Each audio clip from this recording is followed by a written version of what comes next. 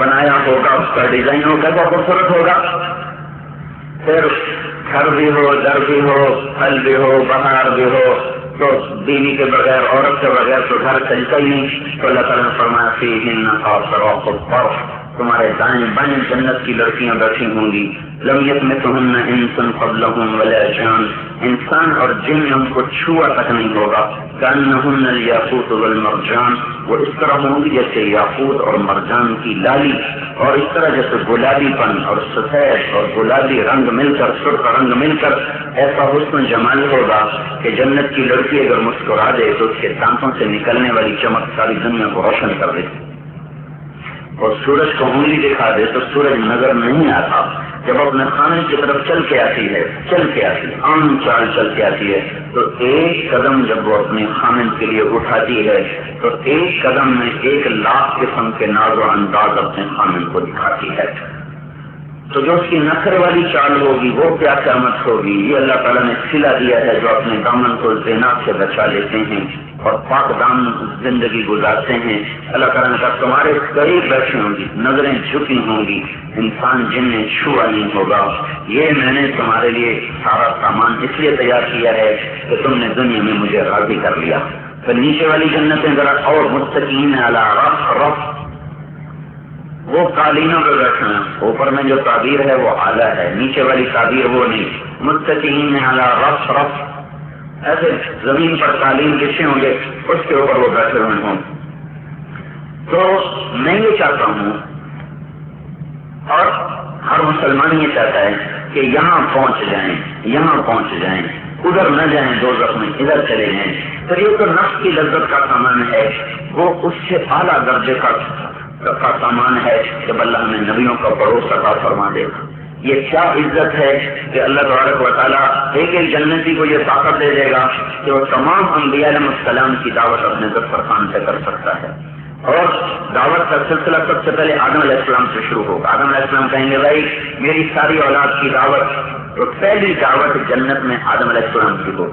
اور اس کے بعد دوسرے نبی شیس علیہ السلام، پھر ادریس علیہ السلام، پھر نوح علیہ السلام. جتنے نبی ہیں نام تو تھوڑے سے قرآن میں ہیں، 25 نبیوں کے نام قرآن میں ہیں، صرف 25.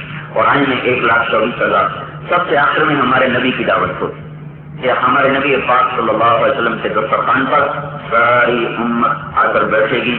پھر جب ہمارے نبی کی دعوت ختم ہو جائے گی تو اللہ تعالیٰ ارشاد فرمائیں گے اب تمہارے رب کی دعوت ہے، اب اپنے رب کے دسترخوان پر سارے آ جائیں. تو جو جنت کی سب سے اعلیٰ چیز ہے وہ ہے اللہ پاک کا راضی ہو جانا اور اس کے چہرہ مبارک کا سامنے آنا. آپ نے فرمایا تم اپنے رب کو ایسے دیکھو گے جیسے 14 رات کے چاند کو دیکھتے ہو. جب کھانا ہو جائے گا، پانی ہو جائے گا، لباس پہن جائیں گے، خوشبوئیں لگا لیں گے، تو اللہ تعالیٰ کا ایک فرشتہ اعلان کرے گا کیوں بھائی جنت والوں مزے ہو گئے کہ نہیں ہو گئے؟ کہیں گے بڑے ہو گئے. کا ایک اور چیز باقی ہے، وہ کیا ہے؟ ہر چیز تو مل گئی، کہیں ایک چیز باقی ہے، آج باقی ہے جو ابھی اللہ تمہیں دینے والا ہے. وہ کیا ہے؟ آپس میں کہ وہ کیا ہے کہ ایک دم اللہ تعالیٰ کی آواز آئے گی، رضوان جنت کے فرشتے کا نام، پردے ہٹا دو میرے بندے مجھے دیکھ. ایسے پردے ہٹ جائیں گے اور اللہ پاک سامنے آئے گا، کہے گا سلام قولا من رب الرحیم، میرے بندو تمہارا رب تمہیں سلام پیش کرتا ہے. تو آج کے دن سے لے کر یہاں تک ضرورتیں. بھائی کیسے پوری کریں؟ پیسہ کب تک ساتھ دیتا ہے؟ حکومت کب تک ساتھ دیتی؟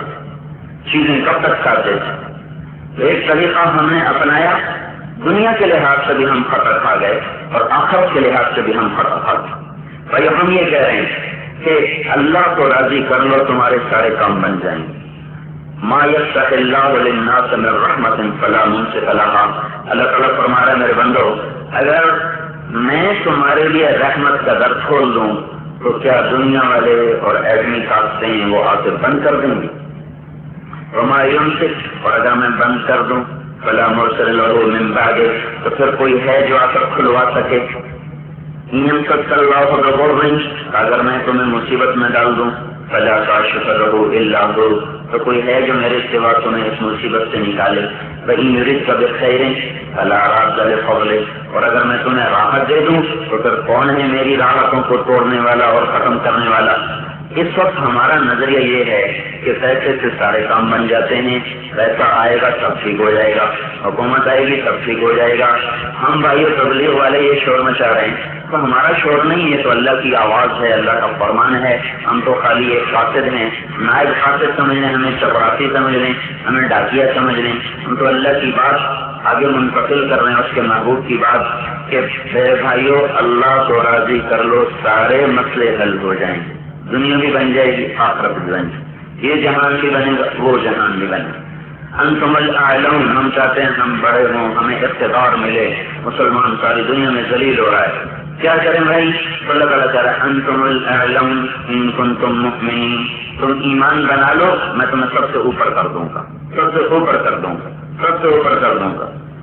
ہم چاہتے ہیں کہ اللہ تعالیٰ ہماری مدد کرے ہمارے دشمن کے خلاف، تو اللہ تعالیٰ کہہ رہا ہے ان تصبروا وتتقوا لا يضركم كيدهم شيئا ان الله بما يعملون محيط، تم اگر صبر کر لو اور تقوی اختیار کر لو تو میں تمہارے ساتھ ہو جاؤں گا، پھر ساری دنیا کی فوجیں ایٹمی طاقتیں تمہارا کچھ نہیں بگاڑ سکتی، تم صبر اور تقوی پر آ جاؤ، صبر پر آ جاؤ، تقوی پر آ جاؤ۔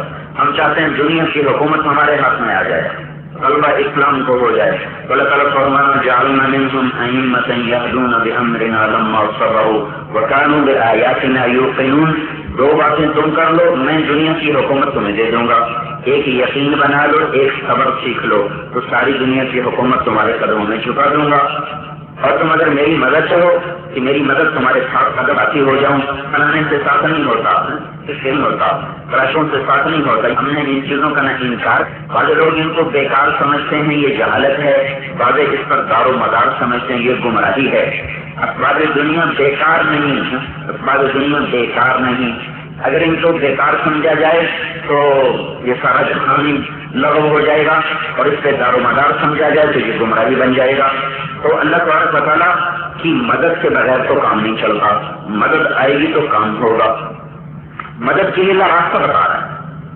ایک جنگ ہوئی ہے نہاون کی، جس میں نعمان ابن مقرن رضی اللہ عنہ لشکر کے سردار تھے، اور رومیوں ایرانیوں کا 3 گنا لشکر تھا، 3 گنا بڑا لشکر، انہوں نے حملہ کر دیا۔ تو نعمان ابن مقرن رضی اللہ عنہ آ کر کہیں دیکھتے نہیں ہو ایرانیوں نے حملہ کر دیا ہے، تم حملے کی اجازت تو نہیں دے رہے، ہمارے لوگ مر رہے ہیں۔ تو انہوں نے فرمایا کہ بات یہ ہے کہ میں وہ ہوا پہچانتا ہوں جس میں اللہ کی مدد اترتی ہے، ابھی وہ ہوا نہیں چلی، میں اس ہوا کو پہچانتا ہوں جس میں اللہ کی مدد اترتی ہے، ابھی وہ ہوا نہیں چلی، تو وہ چلے گی میں سب سے آگے ہوں گا۔ پھر اس کے بعد انہوں نے اعلان فرمایا دیکھو میں پہلی تکبیر کہوں گا تو تم نے سب نے وضو کرنا ہے، پھر میں دوسری تکبیر کہوں گا تو اپنے ہتھیار سنبھالنے ہیں، پھر تیسری تکبیر کہوں گا تو تم نے حملہ کرنا ہے، اور اب میں دعا کر رہا ہوں تم نے آمین کہنا ہے۔ اور نعمان بن مقرن ان لوگوں میں سے ہیں، اللہ کے نبی کا ارشاد ہے کہ میری امت میں کچھ لوگ ایسے ہیں لو اقسم علی اللہ لابرہ، اگر وہ کسی بات سے قسم کھا لیں تو اللہ ان کی قسم کو پورا کر دیتا ہے اور ان کے اٹھے ہاتھوں کو رد نہیں کرتا۔ تو انہوں نے تکبیر پڑھی، وضو ہو گیا، پھر تکبیر پڑھی اور پھر ہتھیار سنبھال لیا، پھر تیسری تکبیر میں کہا یا اللہ مسلمانوں کو فتح دے، نعمان کو شہادت دے۔ تو ماقل ابن یسار کہتے ہیں ہم نے آمین بھی کہا اور ہم رونے بھی لگے کہ نعمان انہی لوگوں میں سے ہے جن کے اٹھے ہوئے ہاتھوں کو اللہ رد نہیں کرتا۔ تو وہی ہوا، جو ہی حملہ ہوا تو پہلا تیر ہی آ کر نعمان بن مقرن کو لگا، وہ جو گھوڑے سے گر تو انہوں نے یہ ارشاد فرمایا کہ جب حملہ ہو تو پیچھے نہ مڑ کے دیکھنا چاہے، میں بھی قتل کر دیا جاؤں، میری وجہ سے نہ رکنا، اللہ تمہارے ساتھ ہوگا۔ وہ ہوا چلنے دو جس میں اللہ کی مدد آیا کرتی ہے، اللہ کی مدد آ جائے، کام حل، کام بن گیا۔ وہ جب ان کو تیر لگا اور گرے تو ماقل بن یسار گھوڑے سے اتر کے ان کی طرف دوڑے، پھر ان کو خیال آیا کہ امیر نے کہا تھا میری وجہ سے رکنا نہیں، تو انہوں نے ان کو اٹھا کے ایک طرف کیا، ایک نشانی وہاں لگا دی تو پتہ نہیں بعد میں گم نہ ہو جائے، پھر حملے کے لیے چلے گئے۔ تھوڑی دیر میں ایرانی سارے بھاگ گئے، جو ہی شکست ہوئی لوٹ کے واپس آئے، دیکھا تو وہ آخری سانسوں میں تھے، تھوڑا دلایا، پانی ڈالا تو کون کا ماقل کا کیا ہوا کہ اللہ نے فتح دے دی، کہ اچھا عمر کو خبر کر دینا۔ اور اللہ کے ہاں پہنچ. بدر کے میدان میں کتنے تھے مسلمان؟ 313. کتنی تلواریں تھیں؟ کتنے تھے؟ 7. مقابلے میں فوج کتنی تھی؟ 1000.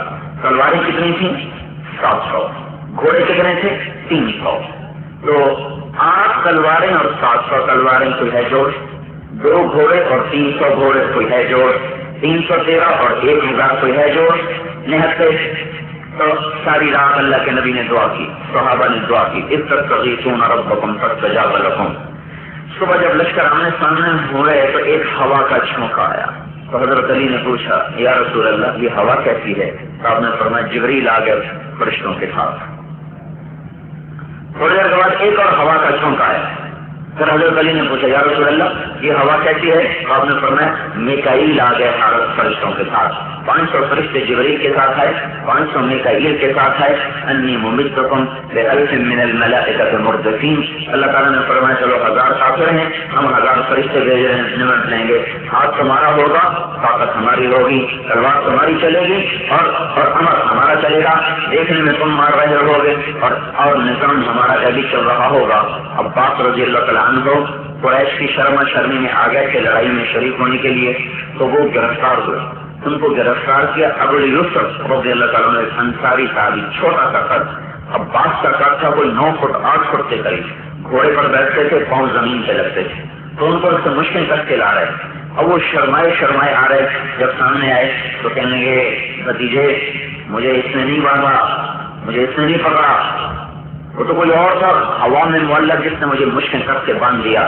تو ابو یوسف کہنے لگے نہیں یا رسول اللہ میں نہیں پکڑا ہے. ہم کا چوکر فرشتے نے اللہ نے تیری مدد کی، فرشتے کے ذریعے طرف کر فقد ایدک اللہ بملک کریم. اللہ نے فرشتے کے ذریعے سے تیری مدد کی. وہ ہوائیں چل پڑیں تو اگر اللہ کے لیے کوئی ایٹمی طاقت بڑی چیز ہے یا روحت کوئی بڑی چیز ہے. وہ ہوا کیسے چلتی ہے؟ واستعینوا بالصبر والصلاۃ. بے نمازی کوئی نہ چھوڑو، بے صبرہ کوئی نہ ہو. صبر سیکھو، نماز سیکھو. گوجرے میں بے نمازی کوئی نہ کوئی مرد نہ کوئی عورت، نہ کوئی چھوٹا نہ کوئی بڑا، نہ کوئی افسر نہ کوئی ماتحت. اور بے صبرہ کوئی نہ ہو. صبر کرو، نماز پڑھو. پھر تم دیکھو میری مدد آتی کرتے. جب اس کی مدد آتی ہے تو پھر اس کے لیے نظام کو بدلنا کوئی مشکل نہیں ہوتا. طاقت تو اللہ کے ہاتھ میں ہے، ایسے تو اللہ کرتا ہے. جب چاہتا ہے نظام توڑ کے رکھ دیتا ہے. آپ دیکھتے نہیں بھڑکتی ہوئی آگ تھی اور اوپر سے گزرنے والا پرندہ بھی جل کے گر جاتا تھا اور اللہ نے ایک حکم دیا کونی بردن و سلاما، ٹھنڈی ہو جا. آگ ایسے ہوگی جیسے گلزار ہوتا ہے. اللہ نے آگ کو سفید کر دیا اور ابراہیم علیہ السلام کا والد آگر دیکھ کر کہنے لگا نعم ربک یا ابراہیم. ابراہیم کیا کہنے تیرے رب کے بڑا گواہ کرتا ہے، ویسے تو یہ آگ میں بھی بچا لیا. تو بھائی ہو میں قرآن سے آپ کو بتا رہا ہوں کہ ہمارے مسئلوں کا حل کیا ہے، ہم کس طرح کامیاب ہو سکتے ہیں دنیا اور آخرت میں. ہمیں کوئی سیاسی مشورے دے رہا ہوں اور نہ میں کوئی آج کے دانشوروں کی آپ کو بیعت پڑھ کے سنا رہا ہوں. میں آپ کی خدمت میں اللہ کی بات اسی کے الفاظ میں بتا رہا ہوں. تو میں ترجمہ کر رہا ہوں کہ ہم دنیا بھی بنانا چاہتے ہیں، آخرت بھی بنانا چاہتے ہیں. تو اللہ تعالیٰ فرما رہے ہیں لو ان اہل القرى آمنوا واتقوا لفتحنا عليهم برکات من السماء والارض. اگر گوجر والے یہ چاہتے ہیں کہ ان کے اوپر نیچے برکتوں کی بارش ہو تو یہ 2 کام کریں. ایمان مضبوط کریں، تقوی مضبوط کریں تو ان کے اوپر نیچے برکتوں کے دروازے کھل جائیں گے.